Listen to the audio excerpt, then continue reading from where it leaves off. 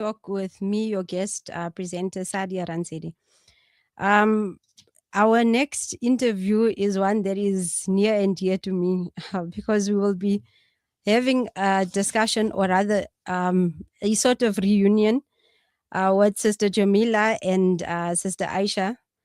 Okay, Sister Jamila has always been involved in community work by connecting orphans or children who are living in bad situations with the orphanage in which I found myself at, which is what was known as Uncle Bai's Madrasa, which is the Madrasa Tul Banat.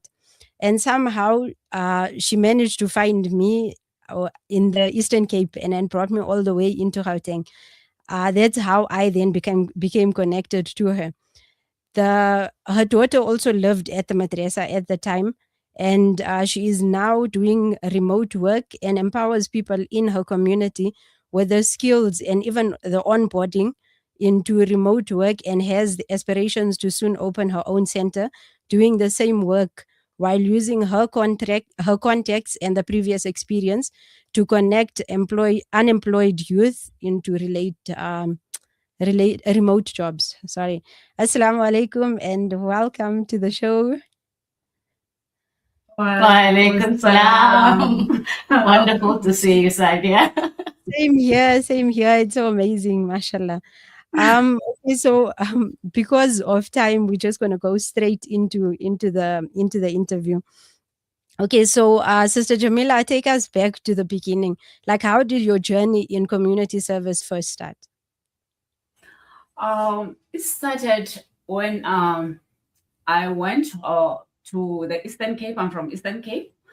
And most of the people, they used to see me wearing like Islamically, and they were very, very interested into Islam. And then I spoke to Angabai in the Madrasa Tulbanat if we can open a madrasa in Eastern Cape. Angabai and some other good Samaritans, they joined hands to help the people of the Eastern Cape. That's how we managed to open 3 centers in 3 months with a lot of children. So what used to happen, I used to take most of the kids to the other developed madrasas, like Madrasa Tulbanat in KZN, a lot in KZN. So that's how it started. Okay. Oh, mashallah! Like I'm here all because of that work that you did. Alhamdulillah.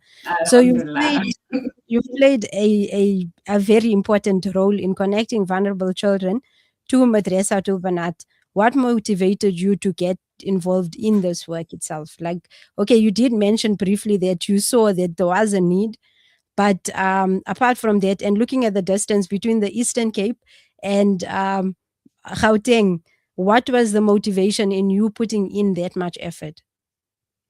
The motivation, it was, I really love to see children to be where they belong, to get a chance in life, to make something out of their life.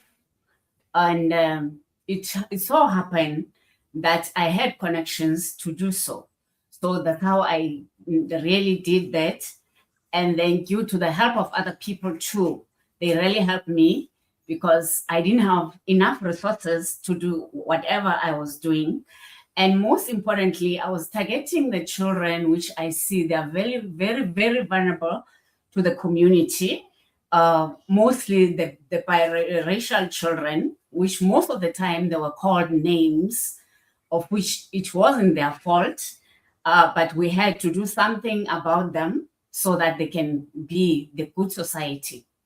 I mean, they can be good people in society. Whatever they learn, they will bring back to the community, inshallah. That was my interest. No, alhamdulillah. And I do remember the very first thing that you said to me when you found me. You were like, I will take you to your people. So alhamdulillah. Yes, I ended up at I will always be grateful to you. So can you share what it was like, like supporting these children who are coming from these difficult and unstable situations?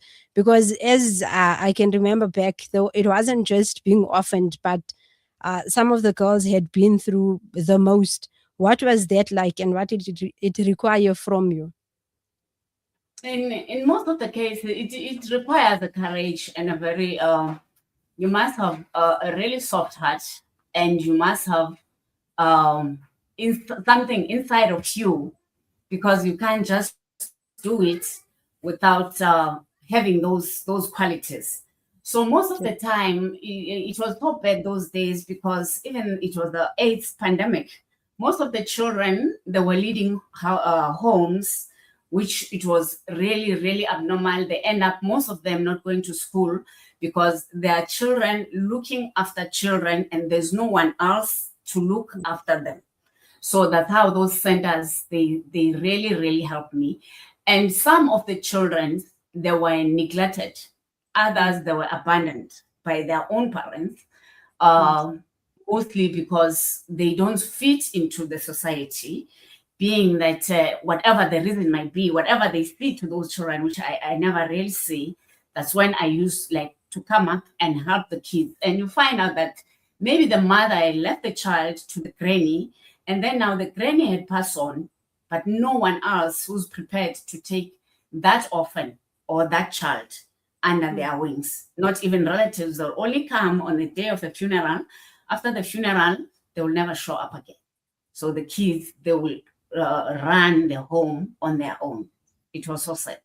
Yes, it really is sad. And like thinking back now, it's been exactly 30 years since our first meeting. So Alhamdulillah, Yes, like how I keep saying, I'll forever be grateful. And alhamdulillah. so many of the people that you have helped, such as myself, like together with Uncle Bai, we still speak about the impact that you have had in our lives. What has Alhamdulillah. that journey been like for you personally? Sadia, Allah works in a very miraculous ways. There was boys I took from Eastern Cape. I put them in the UICT. It's the madrasa in Devon run by the Turkish. And my son was a first student. So they Mm, joined my son. You know what's happening today? My first grandson is in that madrasa. And those boys are the ustads in that madrasa. Alhamdulillah. Alhamdulillah. You really have impacted like so many lives in so many ways.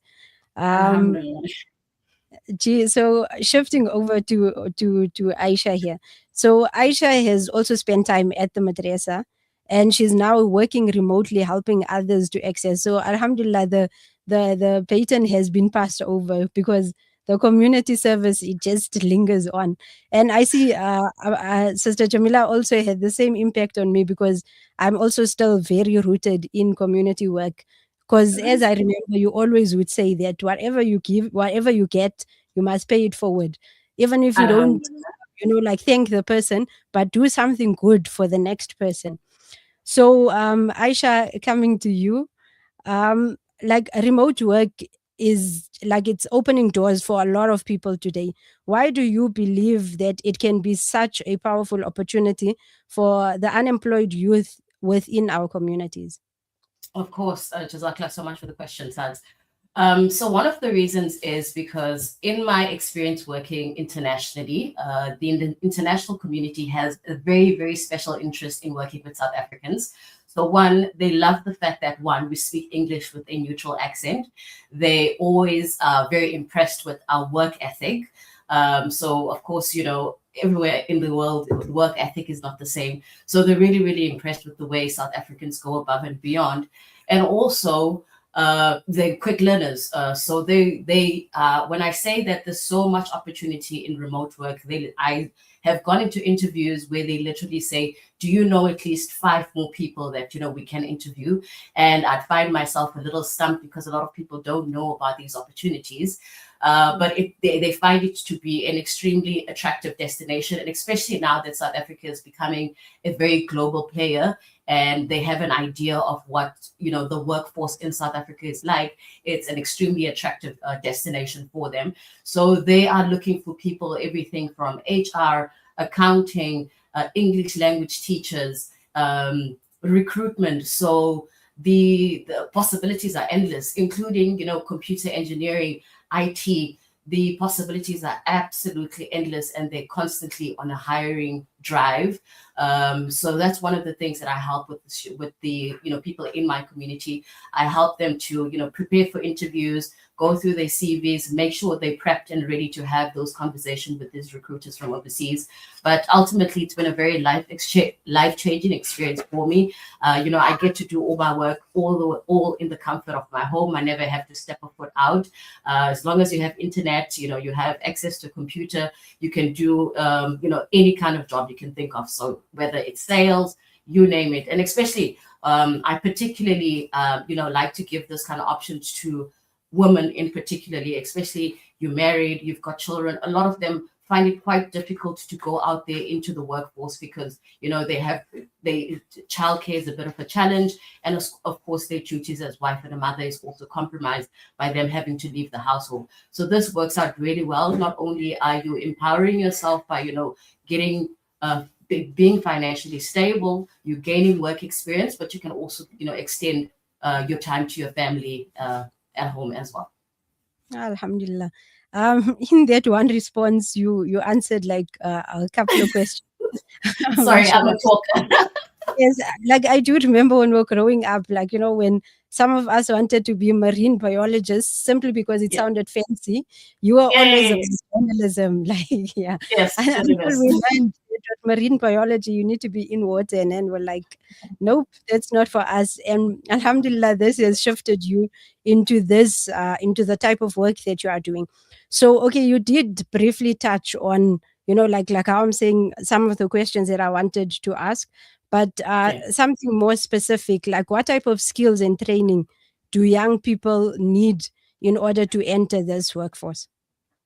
So thanks for the question, Sadia. So to be completely honest, as long as you have some basic technology skills, when I say technology skills, I don't mean anything extensive, just the ability to be able to operate a computer, which you will be using yourself, being able to log into meetings just as I'm logging into meetings now, being able to use a basic Excel spreadsheet, being able to navigate the CRM system. CRM system would be the system that is used at work. But alhamdulillah, if you have the basics, that's enough, because you will normally go through quite a rigorous training process before you are able to actually get into work. So generally, you're looking at least 6 months of ongoing training. So you'll have your trainers basically walk you through the entire process. But the most important skills is being able to communicate well, because ultimately the step for you to open that door is having that first conversation with your interviewer. So if you do that well, everything else is teachable. Okay, alhamdulillah. So that sounds simple enough, especially in this age where technology has become like a norm. We have conversations with grannies via TikTok, via WhatsApp. Exactly. And we are seeing a lot of them also appearing on the TikToks and stuff. So so more onto your community service. So you've already started helping people gain these skills and even get onboarded into remote jobs. What has the response from the community been like so far? To be honest, a lot of people had, a bit of a hesitation. That's completely normal. People are sometimes afraid of what they don't know. So that's why it helps sometimes to broaden your horizon and to meet as many people as possible, just so that you have an open mind. But alhamdulillah, I've had, quite a bit of takers. Sometimes people want to see other people progress before they take on that step. So when they see other people, getting successful at it, they now have come forward. So alhamdulillah. And I think a lot of them, the fear, Sadia, as well, comes from people not having a lot of faith in themselves. So I'll have people say to me, I'm not good with computers, or I'm not good in English. So once we get over that barrier of fear and say, listen, there's many other things that you can do. You don't have to talk. You don't have to just, this is what you need to be doing. They suddenly get braver and braver. So alhamdulillah, we already have 5 girls that have been working now. I think it's been almost 2 years even. They've been at the same job, doing really, really well. So I'm super, super proud of them. They also now help me. So sometimes I can be quite busy and I'll just phone one of them and say, listen, there's somebody that needs your help. Please just get them, acquainted, walk them through the process, make sure that they're ready and prepped. And then alhamdulillah, with the 5, they are now, I would say, my team. So that's So back to that initial teaching of paying it forward, alhamdulillah. yeah. Aisha, you have mentioned that you have aspirations of opening your own center, right? Yes. So like the idea is to train and connect them. What is your Yes. vision of the center? So to be honest, it was not an original idea, but one of the jobs that I actually was hired from, they had their own agency, and it was a company based in the Philippines. So they would interview you, train you, and then put you on a database. And in that database, based on your skill set, your experience, and basically what you're strong at, they will now connect you with companies that are hiring and they think that you would make a really good fit for. So I thought, you know what, if the Philippines are having such great success with this model, this can definitely work in South Africa as well, considering our high unemployment rate. And I thought this would be perfect. So inshallah, ultimately, that's my main goal, to have my own agency where I am doing the recruiting, interviewing, training, and then the placement of these candidates.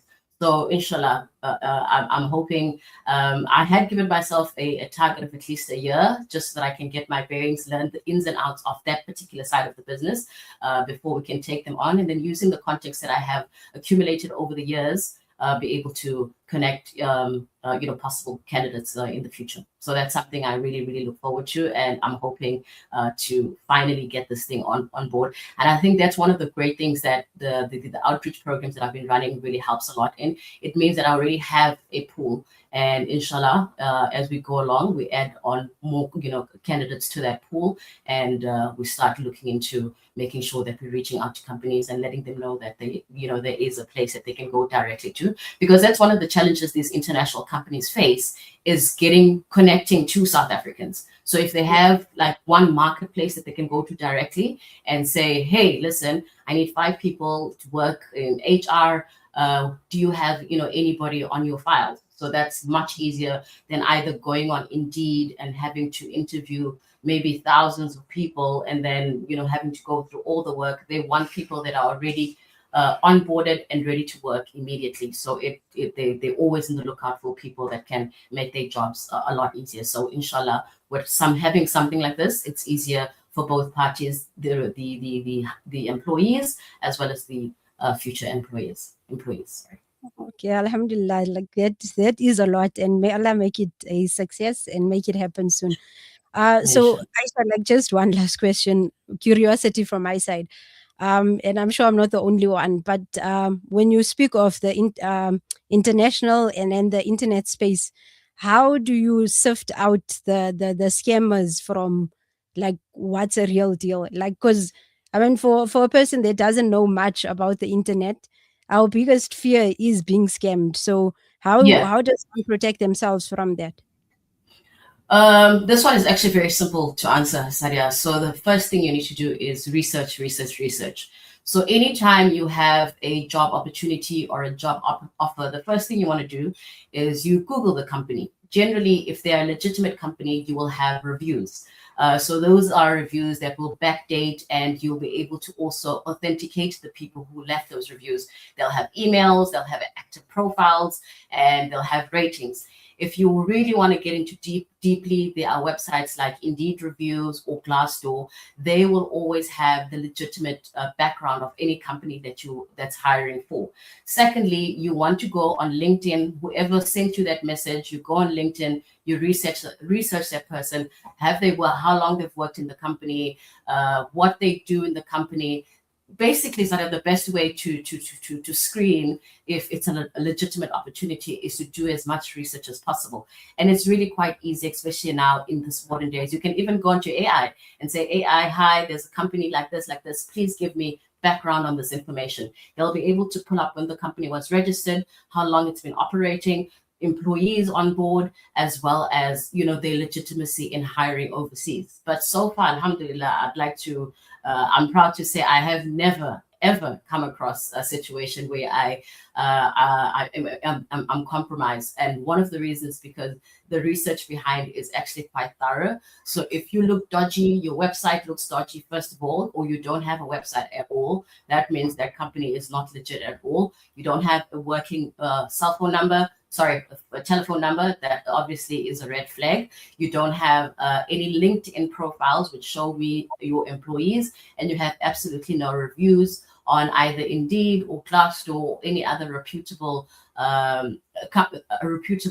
rater, then that means, there is some red flags there. And of course, one of the things that you should be looking out for, and I think this one is the most important one, if a company is offering you an opportunity and they want money, that's an obvious red flag. You're not going to pay money to get a job. So if you find yourself in a situation whereby there's a company saying, hi, in order for you to do this for the interview, we need this much money, then don't even entertain it any further. But that's the number one red flag, if they're asking for things like money. Okay. Now, Jazakallah so much for that. I'm sure it's going to be very helpful for someone out there that's listening. And inshallah, may it be successful. Your center may it be successful as well. And this was an amazing, amazing reunion, and we could go on forever. But unfortunately, I know. some minutes ago already. So yeah, Jazakallah for being part of this. Yeah, this has been the highlight of my day. Jazakallah. Part two. We are so proud of you, Sadia. We are absolutely so proud of you. We really are. And to see you out here, presenting, it's amazing. So super proud of you, mashallah. All right, Jazakallah. All right, Jazakallah. Assalamu alaikum. Assalamu alaikum. Wa alaikum salam.